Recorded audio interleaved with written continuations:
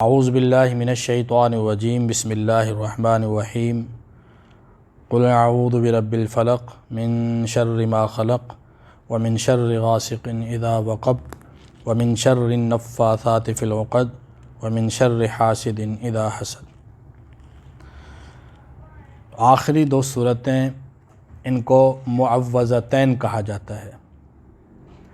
معوذتین کا مطلب ہے وہ دو صورتیں جن کے ذریعے اللہ رب العزت کی پناہ مانگی جائے، جن کے ذریعے اللہ رب العزت کی پناہ چاہی جائے۔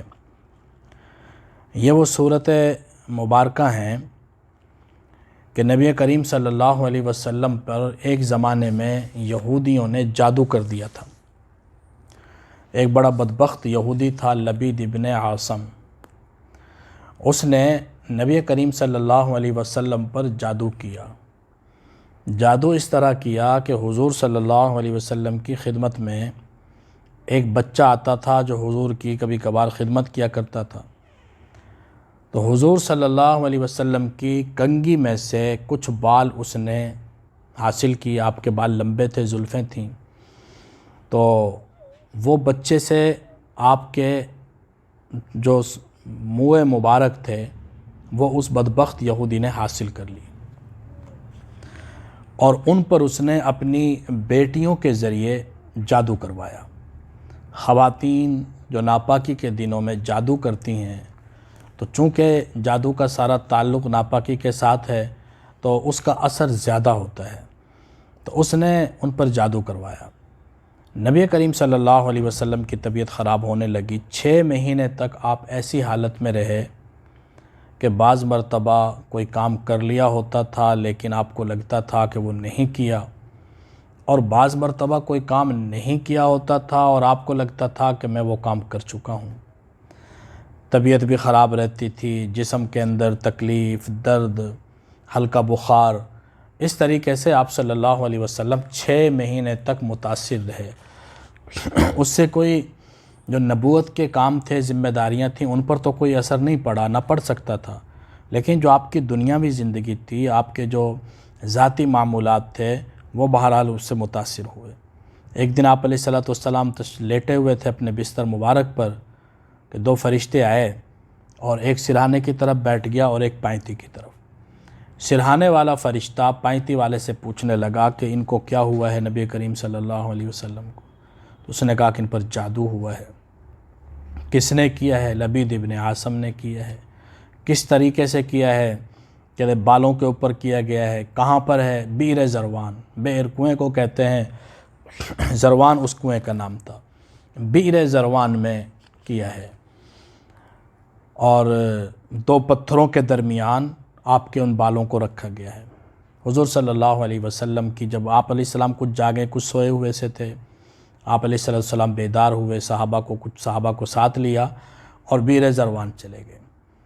وہاں پہنچنے کے بعد آپ نے دیکھا کہ اس کنویں کا پانی جادو کے اثر سے مہندی کلر کا ہو چکا تھا، یعنی اتنا خطرناک قسم کا جادو تھا کہ اس سے پورے کنویں کا جو پانی تھا وہ مہندی کلر کا ہو چکا تھا۔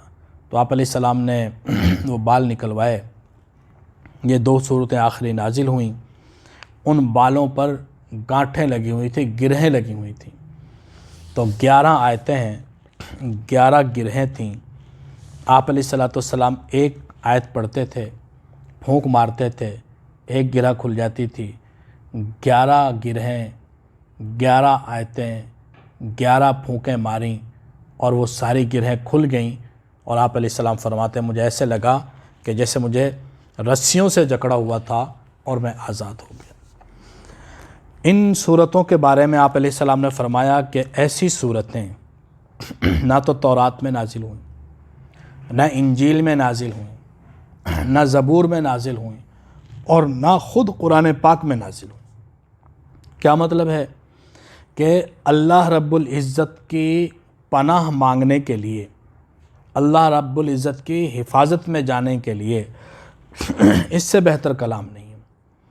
نہ کتب سابقہ میں تھا، اور نہ خود قرآن پاک میں اللہ کی حفاظت میں جانے کے لیے، اللہ کی امان میں جانے کے لیے اس سے بہتر کوئی آیات نہیں ہے۔ جب بھی اللہ کی پناہ مانگی جائے اور اللہ تعالیٰ کی حفاظت طلب کی جائے تو وہ ان صورتوں کے ذریعے کرنی چاہیے۔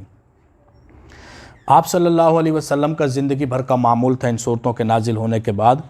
بخاری و مسلم شریف کے اندر روایت آتی ہے کہ آپ علیہ الصلوۃ والسلام جب رات کو سونے لگتے، اپنے بستر مبارک پر تشریف لاتے تو سورہ اخلاص، فلق اور ناس ان تینوں صورتوں کو پڑھتے اور اپنے ہاتھوں پر پھونک مارتے اور اپنے سر پر ہاتھ پھیرتے، چہرے پر پھیرتے، اور جہاں جہاں جسم کے حصوں پر آسانی سے ہاتھ پھیرے جا سکتے ہیں وہاں تک آپ علیہ السلام اپنے ہاتھ مبارک پھیر لیا کرتے تھے۔ اور اس کا اتنا اہتمام تھا کہ جب آپ آخری لمحات میں جب اپنے بستر پر تھے، بیمار تھے اور کبھی کبھار بے ہوشی بھی طاری ہو جاتی تھی، تو ان دنوں حضرت عائشہ رضی اللہ تعالیٰ عنہ یہ عمل کیا کرتی تھیں کہ حضور کے ہاتھوں پر پڑھ کر پھونک مارتیں اور پھر حضور کے ہاتھوں کو پکڑ کر حضور کے جسم پر پھیر دیا کرتی تھیں۔ علامہ ابن قیم رحمہ اللہ فرماتے ہیں کہ اس عمل کو، ان تین صورتوں کو اس طرح پڑھنا اور ان صورتوں کے ذریعے اللہ رب العزت کی پناہ چاہنا، اللہ کی امان میں آنا، یا جو آدمی دنیا اور آخرت کی فلاح چاہتا ہے، دنیا آخرت کی بھلائیاں سمیٹنا چاہتا ہے، دنیوی اخروی نقصانات سے بچنا چاہتا ہے، شیطان، جنات، شیاطین، عاصب کے اثرات سے محفوظ ہونا چاہتا ہے، تو اسے چاہیے کہ ان صورتوں کی وہ تلاوت کیا کرے۔ ان کو صبح بھی پڑھنا چاہیے، ان کو شام بھی پڑھنا چاہیے۔ آپ صلی اللہ علیہ وسلم نے مختلف مواقع پر ان صورتوں کے مختلف فضائل بیان فرمائے ہیں، جن میں سے ایک فضیلت یہ بھی ہے کہ آپ علیہ الصلوۃ والسلام نے صحابہ سے فرمایا کہ تم ان صورتوں کو صبح کے وقت پڑھا کرو اور شام کے وقت بھی پڑھا کرو۔ تو حضرت ایک صحابی سے فرمایا کہ آج رات مجھ پر ایسی صورتیں نازل ہوئی ہیں کہ ایسا کلام کسی کتاب میں بھی نہیں ہے، اور پھر فرمایا کہ وہ قل اعوذ برب الفلق اور قل اعوذ برب الناس ہیں۔ قل کہہ دیجئے، اعوذ میں پناہ مانگتا ہوں، برب الفلق صبح کے رب کی۔ بالخصوص صبح کے رب کی پناہ مانگنے کا حکم دیا، کیوں؟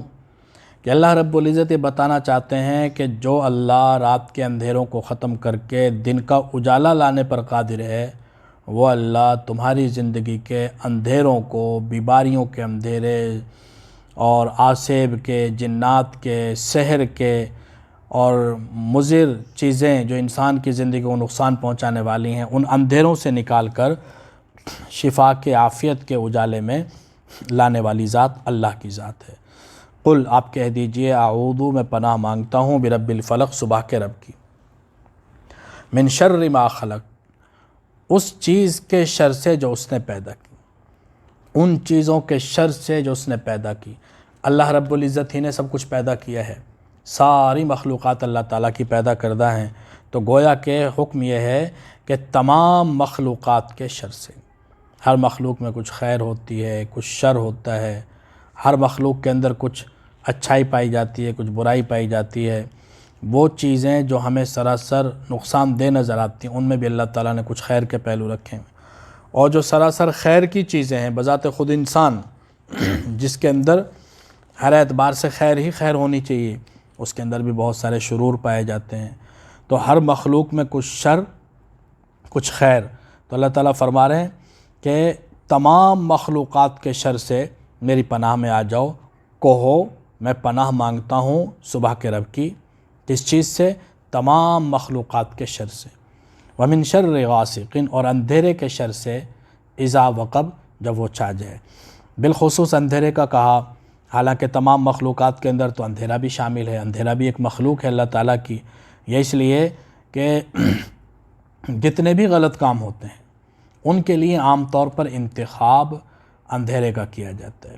موجودہ زمانہ جدید ترقی یافتہ دور ہے، کوئی بھی برائی کرنے کے لیے دن کا اجالا کیا، رات کا اندھیرا کیا، لیکن پھر بھی زیادہ تر برائیوں کے لیے لوگ رات ہی کا انتخاب کرتے ہیں، اندھیرے کا انتخاب کرتے ہیں۔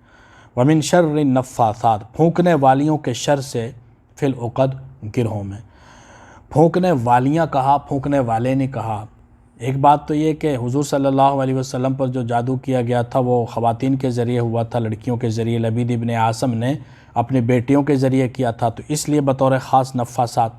دوسری بات یہ ہے کہ دلچسپی زیادہ تر خواتین کی ہوتی ہے۔ آپ نے کبھی نہیں سنا ہوگا کہ کوئی آدمی شکایت کرے میرے چچا نے میرے ساتھ ایسا معاملہ کروا دیا، کوئی جادو کروا دیا، کوئی ٹونا ٹوٹکا کروا دیا۔ مردوں سے کسی کو شکایت، حتیٰ کہ عورتوں کو بھی نہیں ہوتی، عورتیں بھی عورتوں کی شکایت کریں گی، مردوں کی شکایت نہیں کریں گی، کہ عام طور پر یہ چیزیں خواتین کی دلچسپی کا سبب ہیں، خواتین ان کے اندر بہت زیادہ دلچسپی رکھتی ہیں۔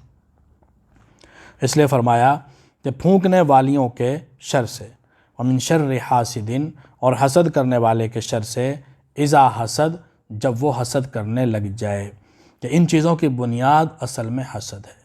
نظر بد کا لگ جانا، کوئی جادو کرواتا ہے، کوئی اور الٹا سیدھا کام کوئی کرواتا ہے، تو اس کی بنیادی وجہ حسد ہے۔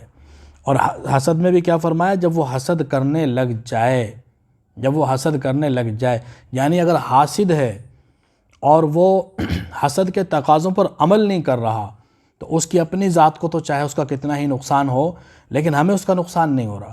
وہ اپنے حسد کی آگ میں جل رہا ہے۔ حسد نیکیوں کو ایسے کھا جاتا ہے جیسے آگ خشک لکڑی کو کھا جاتی ہے، اس کا اپنا نقصان ہے، وہ اپنا نقصان کر رہا ہے۔ لیکن جب اس کا حسد اسے آمادہ برائی کر دے، آمادہ انتقام کر دے، اور اس کا حسد اسے دوسرے آدمی کو نقصان پہنچانے پر مجبور کر دے، تو اس حسد سے پناہ مانگی گئی ہے، کہ حسد کرنے والے کے شر سے جب وہ حسد کرنے لگ جائے۔ سورہ فلق کے اندر جتنی چیزوں سے اللہ تعالیٰ کی پناہ مانگی گئی ہے، وہ تمام چیزیں وہ ہیں جو انسان کی دنیا کو نقصان پہنچاتی ہیں، انسان کی دنیا کی زندگی کو نقصان پہنچاتی ہیں، انسان کے دنیوی مفادات کو نقصان پہنچاتی ہیں۔ اور اگلی سورت جو ہے سورہ ناس، اس کے اندر تمام ان چیزوں سے پناہ مانگی گئی ہے جو انسان کی آخرت کو برباد کرنے والی ہیں، انسان کی آخرت کے مفادات کو نقصان پہنچانے والی چیزیں ہیں۔ تو اگر ہم یہ چاہتے ہیں کہ دنیوی اعتبار سے بھی عافیت میں رہیں، اخروی اعتبار سے بھی عافیت میں رہیں، دنیا کے نقصانات سے بھی بچ جائیں، آخرت کے نقصانات سے بھی بچ جائیں، تو ہمیں ان صورتوں کے ذریعے سے صبح و شام اللہ رب العزت کی پناہ مانگنی چاہیے، اللہ رب العزت کی امان میں آنا چاہیے۔ جب ہم اللہ رب العزت کی پناہ میں آ جائیں گے تو دنیا کی کوئی چیز ہمیں نقصان نہیں پہنچا سکتی۔ اللہ تعالی ہمیں عمل کی توفیق نصیب فرمائے۔ وما علینا الا البلاغ۔ دوسری صورت کی جو تفسیر ہے اور جو اس صورت میں باقی چیزیں رہ گئی ہیں، وہ انشاءاللہ العزیز اگلے سبق کے اندر بیان کی جائیں گی۔ وما